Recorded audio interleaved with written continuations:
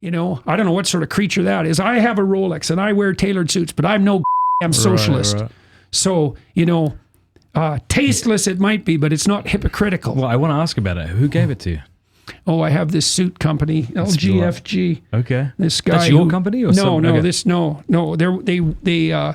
They came to me 2 years ago with an offer. They sent it to me by PDF. I said, we want to make you a dozen suits, one for each of your rules. They printed the rules underneath the collar in the back, and they made these suits, each of which was tailor-made for a rule with a lining that reflected it. Very creatively done. A lot of work went into it. Yeah. It wasn't a casual offer. Right. And I looked at it, I thought, well, that's fun. Crazy suits, like very, well, like I saw this the one. Blue and red. Yeah, that's one of them. Yeah. Sheep, wool on one side, goat on the other. Yeah, so that's fun. Were you Heaven shocked on one at side. how much effort they put into it when they arrived? I was playfully surprised. Dimitri, the guy who runs the company, he's a lot of fun. He's daring, and you know, he has an eye for what he's doing. There's a marketing element to this, and it's successful. But that's fine. He doesn't push it. He plays nice, and he's been fun. He doesn't push his luck.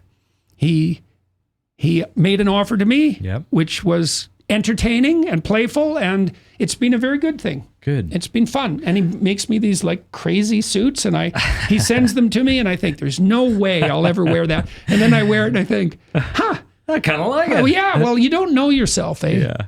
You don't know what does yourself. Tammy think of the suits? What was her first reaction? She's on board. Michaela was kind of skeptical of Dimitri because there are people who come around who are looking for things, you know, and so Michaela's got kind of a snake eye for that sort of thing. But she's come on board, and the thing is, it also was appropriate because when I went on tour the first time, I bought some very expensive suits, and I thought I'd always dressed formally when I was a professor, compared to most professors, anyways, not as formally as I dress now, but in that vein.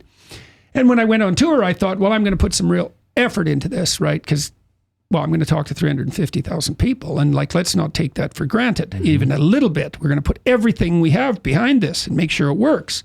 So I bought these suits, and then people started showing up at the shows in suits, like 40% of the audience. They're all dressed up. Thank you for doing that. It's so important that men take themselves seriously. Absolutely. Well, and all these young guys come and they tell me often, oh, it's the first suit I've ever bought. And they're standing up and they look like men instead of like 10-year-olds that have been inflated with a bicycle pump. And so it's good.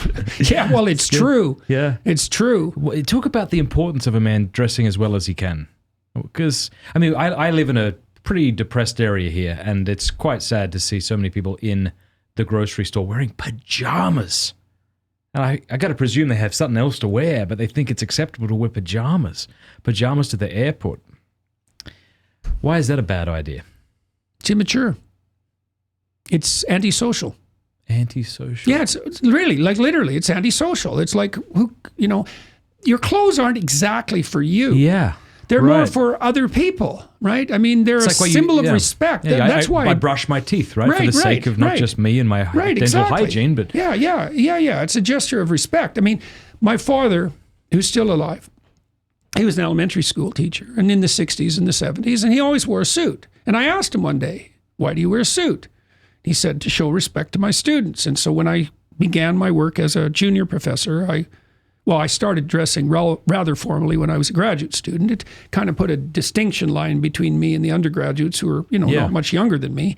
And plus I was experimenting, I knew there was something to the formality because formality has been dispensed with in our culture. Mm-hmm. And so that's a value that's been left on the table to be despoiled. And so you can just pick it up and carry it away.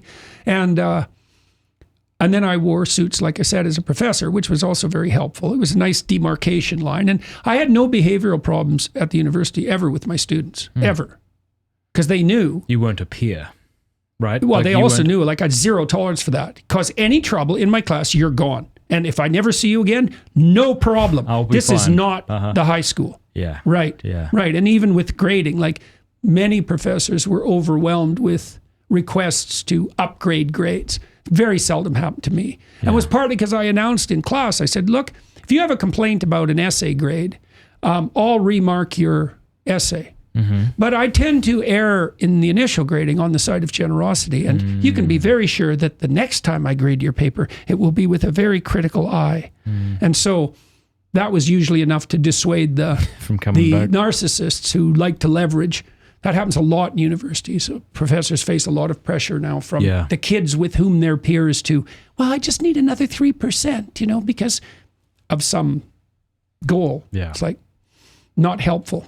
So not helpful. Men dressing well takes themselves seriously, helps other people take them seriously. Yeah. Well, there's also some you want to look like a 2-bit slob? What are you announcing your moral superiority? I don't give a damn. Yeah. That's your announcement? I'm above it all. Really? That's why you're dressed in tracksuit, because you're above it all. And Crocs. Yeah. You really look above it all, buddy. Yeah. So no, and I think the tide will turn in that regard because we've taken idiot casual to its ultimate degree. And so the aristocrats will start dressing again, and then it'll, trickle down. Also, a massive thanks to Hallow for sponsoring this podcast. Hallow.com/Matt Fradd is where you want to go if you want to try out their entire app for 3 months for free. It is an absolutely fantastic app. They actually have all of my audio podcasts on there right now, so you can listen to them over there. They have Catholic lo-fi, meditation, amazing stuff. Hallow.com/Matt Fradd to get 3 months for free. Hey, thanks so much for watching this clip. If you want to watch more clips of me chatting with Jordan Peterson, click these videos somewhere here on this screen.